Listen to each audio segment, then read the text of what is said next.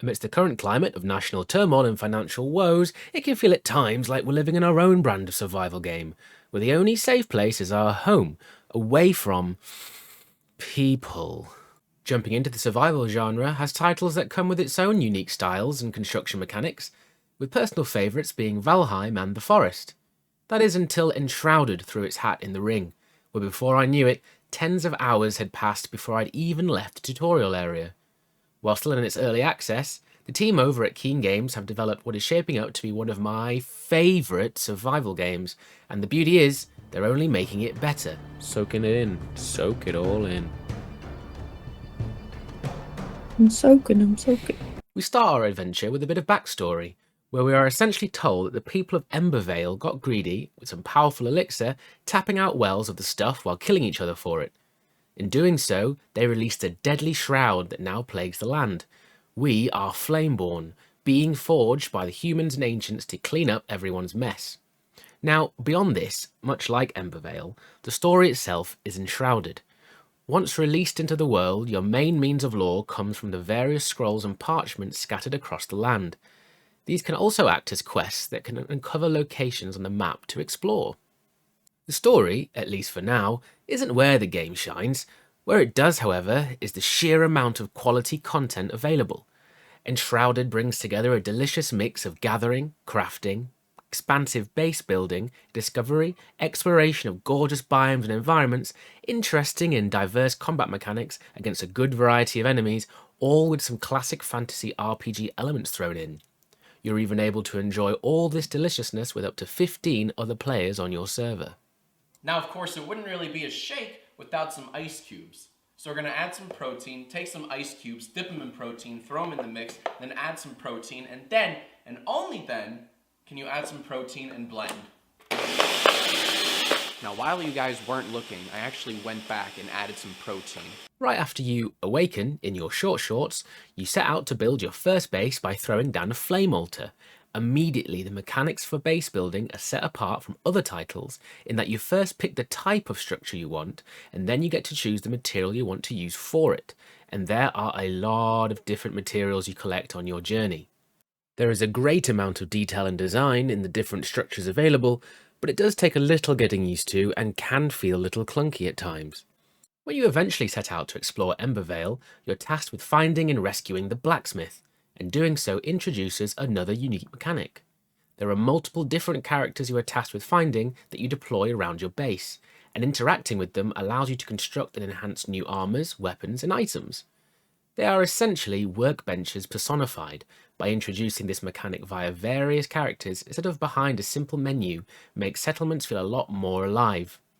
You can simply construct one building to house them all for convenience, or you can choose to build a sprawling village where each character has their own building, all in all allowing you to be more creative with your designs.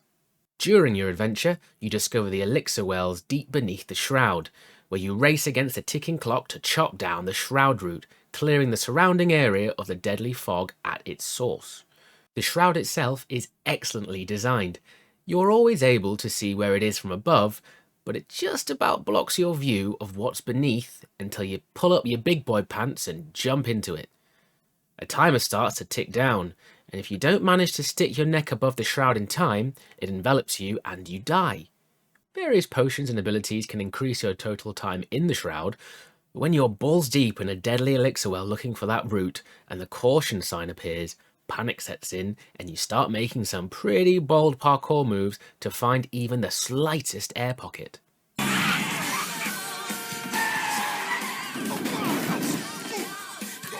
Holy Christ, now I'm pissed. I think she's bionic, dude.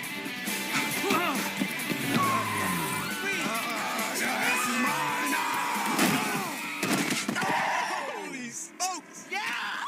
That was nice. You'll also notice large towers along the horizon. These act as Assassin's Creed type viewpoints, except they don't immediately reveal the surrounding map, and they each bring with them a bit of platforming and puzzle solving to get to the top, where you can then unlock that tower as a fast travel point. Fast travelling is currently limited, however, to the unlocked towers and your flame altars, which means you'll need tactical altar placement around the map. These towers also act as great locations to soak in the sights, before then jumping off and gliding toward where you need to get to. The sites themselves are beautifully handcrafted, and again, unlike many other titles in this genre, they are not procedurally generated. This means that the world layout is the same for everyone, every time. You'd think that this would hurt replayability, but even in its early access phase, there's so much to discover and do, I don't see myself needing to make another character to run through Embervale a second time. The ability to re-roll your skill points really helps the case for keeping the same character too. There are plenty of branches to go down and invest your points in. There are minor upgrades, such as increasing strength for melee damage or constitution for health, to more major abilities like being able to double jump or shoot multiple arrows at once. Whether you fancy building a straight up tank or archer, or you decide to mix and match to create a survival assassin or battle mage, there's a decent amount of variation to see how best you'd like to tackle the challenges that await. As ever, when playing with the missus, I specialise in the paladin role, absorbing all the aggro with passive self-healing while she blasts them from afar. Being up close and personal with some of the baddies, especially in the dark depths of the Shroud, can really get the blood pumping with how well designed they are. Facing them head on can also get your fingers twitching, as the combat can be challenging. Just as you get damage amplifiers like backstab advantages and elemental damage, so do the enemies. So there needs to be some method to the madness. If you die, you leave behind the classic tombstone and respawn at the last visited altar. Enshrouded is a bit more forgiving when this happens, as you will still have all your gear and weapons to fight back to your tombstone, but you do drop all the valuable tat you collected along the way. I am dying to know what's in there. Yeah, I know, Oscar, we all are, but nobody's gonna open it. You'd have to be insane.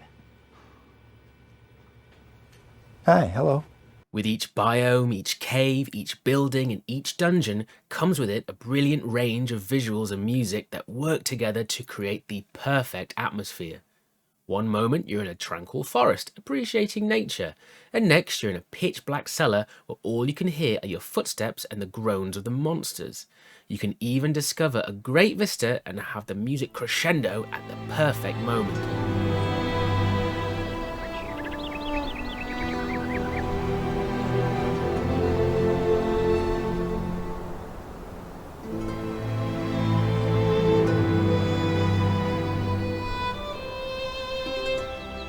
Ultimately, you are at the mercy of the cruel hands of time.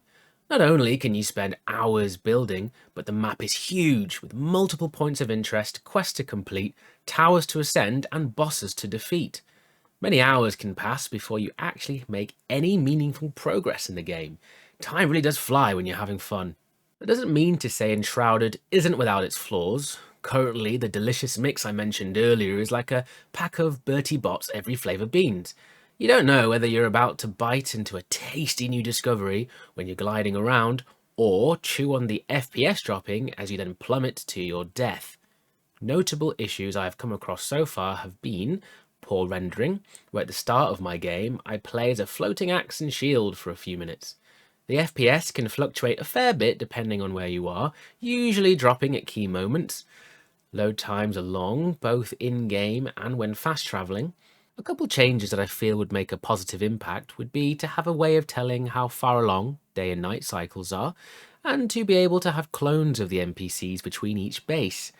Currently, when you summon one to a different base, they teleport instead of duplicating. This means that the beautiful village you spent hours on, specifically designed around said characters, becomes a ghost town when you relocate. Also, there isn't an incentive at present to rebuild in multiple locations, as you can fast travel freely with all your items. During our playthrough, regardless of where we were or what dangers we faced, we just kept zipping back to our original base to recuperate and then just zip back. The reassuring thing is that most of the issues I've encountered are fixable and performance-based, and I'm sure they will be optimised at full release, as the developers are very active and engaged with the community. There has already been a major update with the Hollow Holes patch, in keeping with their roadmap for what's to come. One key new feature, being able to sit on your furniture. Surprising how much it was missed when it wasn't possible. Ain't gonna flush. Bye. What? Enshrouded is available now on Steam, with later releases this year on the PS5 and Xbox Series X. I have been running co-op with the other half thanks to the kind folks at Keen Games and Evolve PR for the review codes. The trouble is, advancing through the game without her is like continuing a TV series that you are enjoying together by yourself. So you have chosen death. We've been having an absolute blast playing Enshrouded. Despite the performance issues, which one can expect in early access, it's scratched every itch a survival RPG has to offer. Whether it's exploring the gorgeous sprawling world, seeking out battle with great varied combat, or staying back at base camp to use the unique builder mechanics to make an empire, I'm very excited to see the finished product, as well as the plethora of content I'm sure Keen Games have in store. Don't close me in here or I swear to God, divorce, divorce! Divorce! Divorce! Fuck! Fuck! God.